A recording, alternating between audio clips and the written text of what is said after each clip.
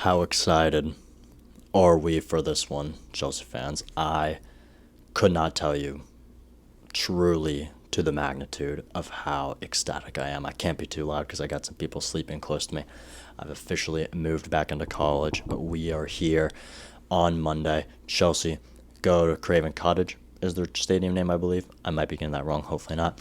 But first, we got some transfer news to get into a little bit. Look, Chelsea have identified Adam Warren and Alex Scott as potential replacements for Enzo Fernandez. Look, at this point, I do not think Enzo Fernandez will go. I think at this point in time, it seems like we're probably going to give him a new contract. And then once we give him the new contract, it'll have a release clause. So it's pretty much saying, hey, Enzo, stay. We're going to pay you a lot. Then we'll let you go next summer, probably to Real Madrid or probably to City for around $100 million, I would assume. I don't think they'll make it too high because I know Enzo wants to leave. I think we can still cash in on $100 million, and I think that'd be fine. Again, of course, I do not want him to go, but if he's going to, that's the best case scenario at this point. Anyway, for the replacements, Adam Wharton, I have also seen that at this point, I believe they aren't willing. Crystal Palace aren't willing to sell him. This season started up, so might as well. But look, he just got absolutely dunked on by KDH. So do we even want Adam Wharton that bad anyway? I do not know. But Alex Scott, he could be a replacement. We've been in for him earlier in the season with our $64 million pound deal rejected. So we'll have to see what happens with that one. But I do think no matter what, no signings will be made this season. I think a likely scenario is we do get rid of Enzo at the end of next year, and then Adam Warren comes in as a replacement next season for Enzo Fernandez, of course. Next, Tosin is expected to leave permanently. Finally, look, this man, it's about time he gets out of here. Look, thank you. You were great free signing. I feel like that's really all I can say about him. There's really nothing else to it. Look, you did what you had to do for us for a little bit, but too many mistakes, too many issues, too many fans already hating on him, way too against him. So at this point, thanks for your service. You're not good enough for Chelsea FC anymore. Look, Chelsea fans, if we want to be getting to the level we should be at, a player like Tosin just is not going to cut it anymore. So let's just get rid of him. Next, Leeds are pushing for a loan, but Chelsea rejected their offer for Mikhailo Mudryk, as Mikhailo Mudryk will 100% leave Chelsea on loan this summer. Jeez, my friends are loud. Anyway, I'm not sure why we rejected Leeds. I guess it's not good enough. And I've also been seeing some Chelsea fans want to send Mudryk to Coventry, but if he's at Coventry, he's not going to play. Or he might play, but he's not going to score much, and he's a winger. If his numbers are bad, it's going to look bad to Chelsea fans. It's going to look bad in the media, and then he's just screwed from there, I feel like, especially after being out of the game for so long. So at this point in time, it looks like Strasbourg could be likely. That's part of this too. Chelsea like the idea of Mudryk joining Strasbourg on loan. I think that'd be fine. Of course, it's our sister club, so no matter what, if he goes to a Blue Co program, Blue Co's going to make him play no matter what. But Strasbourg have not looked good in preseason. Lost 4-0 in their first game. They might be going down as well.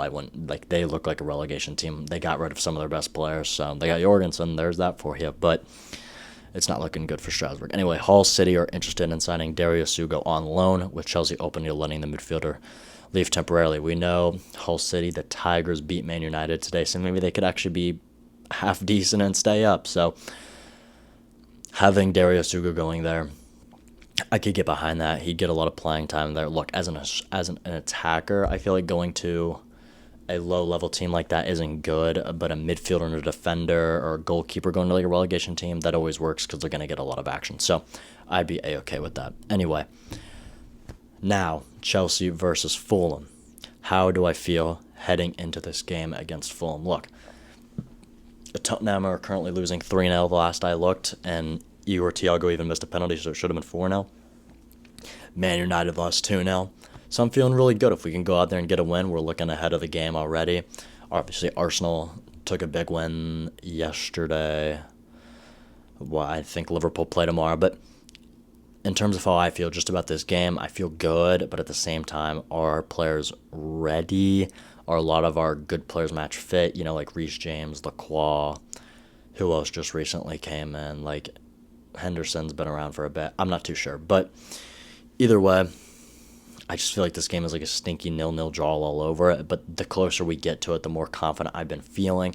So as we talk about the game a little bit more, we'll kind of speak on how I think the score could be or whatever. But this is Xabi Alonso versus Arbeloa, the two old Madrid managers, which is quite funny. Basically, which manager should have not been sacked from Real Madrid, because Xabi Alonso should have never been sacked from Real Madrid in the first place. But here we are, and I will take it. Of course, Xabi Alonso is the best manager that we could have gotten. We know that, so we'll take it. Fulham, I think they finished like 10th last season, so average season for him. They got the Tim Robinson, the American at left back. Love him to death. Injuries, I think Aaron Ansamino's fine now because we're looking to put him on loan, so his big hamstring thing that looked terrible must not have been that bad. Mamadou Sarr, I don't know if he's maybe still injured. I think he's good to go because he's probably going to go out on loan too. We might as well put Reece James into the injury bracket because we know it's already going to happen. Any other injuries that I know? I don't think we really have any. I think we're actually looking fresh going into the season. So for my predicted lineup, we're going to go Sanchez in goal.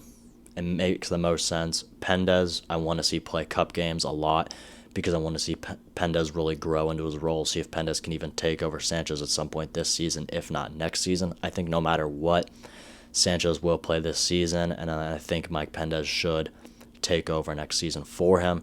So we're going to go Sanchez in this game. If we can work to Sanchez's strengths, he can be one of the best goalkeepers in the league. I'm not even capping when I say that. I think he seriously could be that good for Chelsea FC and that good of a goalkeeper. And central center back, we're going to go Lacroix. I wonder if you guys can hear that. We're going to go Lacroix at central center back. Hopefully he's match fit. He kind of struggled a little bit in his preseason game, so we'll have to see. At left central center back, we're going to go Colwell. I think that also makes the most sense. Hopefully he is match fit as well. Big season for him. I think he could be a big vice captain for us. We'll have to kind of see how good he looks this season after being hurt all last season. It could be still kind of a recovery season for him, but I have high hopes for him. I think he's a great player, obviously. Reece James and right central center back could be one of the best players in the world. I love how Xabi Alonso has said he's a player who can play multiple positions. I'd rather see him play center back or midfield. I don't even want to see him play right wing back. My lord, I can't even speak. I don't want to see him play right wing back just because I don't want him to get injured at all. You know what I mean? I don't want him bombing up and down those wings because it seems like Xabi Alonso is going to be having Palestra and Pep Chavaria bomb up and down those wings. Reece James just can't do that anymore. But for midfield, we're going to go Caicedo and Enzo. I know there's been a lot of stuff with Enzo recently, obviously in the news, but I don't really care, man. I want to see the man play. If he goes out there, gets booed, score a goal and prove him wrong. For attack, we're going to go Rodgers, Cole Palmer, and Joao Pedro. I think that's pretty straightforward. I think we know that's coming. For the left wing back and right wing back, I'm going to go... I was thinking about going Hada, but I'm going to go Pep Chavaria, and I'm going to go Palestra for those right wing back positions. For my goal prediction, at first I was saying a 1-1 draw, but I do think we will go and win, and I do think we'll actually have a pretty decent win. I'm going to go a 3-1 win, and we'll have to see what happens in the future. But in terms of a must-win, it's not really, but it's not something we can really be losing because then, it just creates all the bad media, all that kind of stuff. But I do think we'll win this game. There's not much pressure on Xabi Alonso yet. If you lose this game, then it starts adding up. But I'm excited for this game. I hope you guys are too, and I'll see you guys in the future.